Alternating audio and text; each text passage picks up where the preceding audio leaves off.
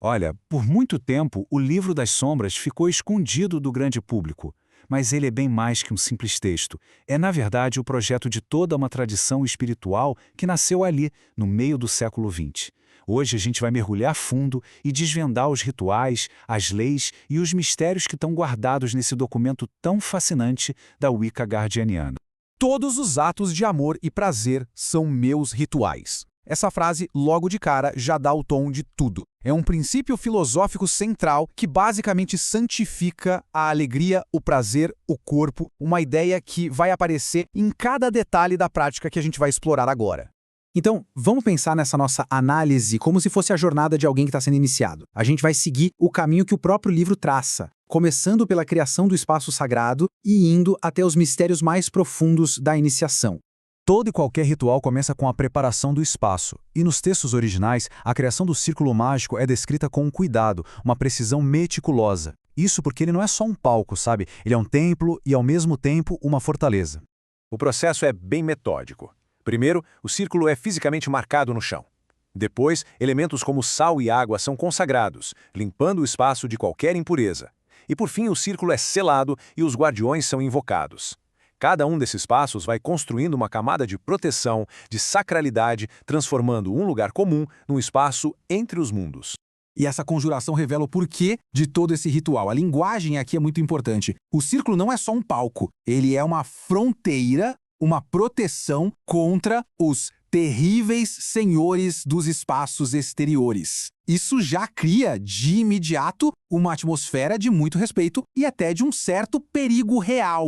Bom, com o espaço sagrado criado, a gente entra no coração da prática, a iniciação. O Livro das Sombras descreve uma jornada em 3 graus, e cada um deles vai aprofundando os testes, os ensinamentos e, claro, as responsabilidades de quem pratica. Mas antes de qualquer ritual, o texto estabelece uma base que é fundamental: amor perfeito e confiança perfeita. E olha, isso não são só senhas, tá? São as chaves que abrem a porta para a iniciação. O texto deixa muito claro que sem essa confiança mútua, a jornada nem tem como começar.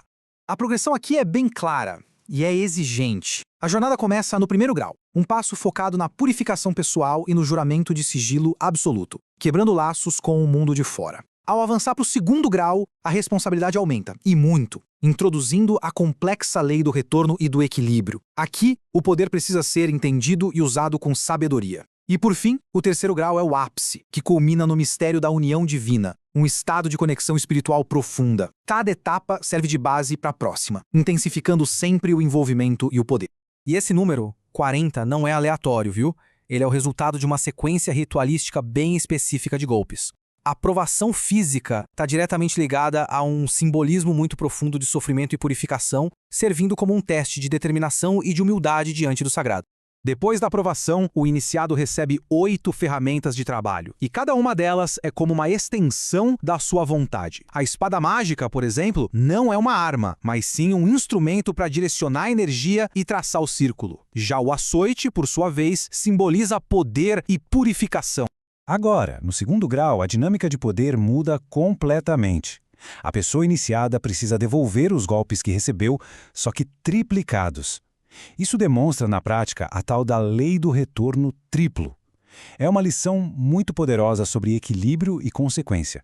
Tudo que se envia para o universo retorna com o triplo da força. E assim, a gente chega ao ponto mais alto da jornada, o grande rito. Aqui, no mistério mais profundo da tradição, o próprio corpo da alta sacerdotisa se transforma no altar. O simbolismo disso é imenso. A união divina, a fonte de toda a criação, é encontrada dentro do próprio círculo. Essa passagem, que é recitada antes da iniciação, é uma das mais bonitas de todo o texto. Ela resume uma verdade central da prática. O divino não é uma força externa que precisa ser buscada, mas sim uma presença que já existe e que precisa ser descoberta dentro de si. A jornada de iniciação é bem individual, mas a prática é feita em comunidade. Agora, vamos dar uma olhada em como o Coven se reúne para celebrar. O Livro das Sombras detalha os rituais que marcam o ciclo do ano, definindo a vida que o grupo compartilha. A Roda do Ano, pelo menos na versão de 1949, gira em torno de 4 grandes festivais sazonais. Cada um deles tem um foco bem definido. A véspera de novembro lida com a morte, com os ancestrais, fevereiro com a purificação, Maio é sobre fertilidade e agosto sobre a colheita. Juntos, eles formam um ciclo de vida, morte e renascimento.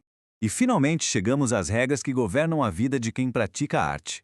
As antigas leis de 1961 nos dão uma visão fascinante da ética, da organização do coven e principalmente das estratégias de sobrevivência numa época de muita perseguição. O que a gente vê aqui são leis super pragmáticas que nasceram da pura necessidade. O sigilo absoluto era uma questão de vida ou morte, as regras de governança eram para manter a ordem interna, e as instruções sobre como agir sob tortura são um lembrete bem sombrio do contexto da época, focando sempre na sobrevivência do grupo acima de tudo.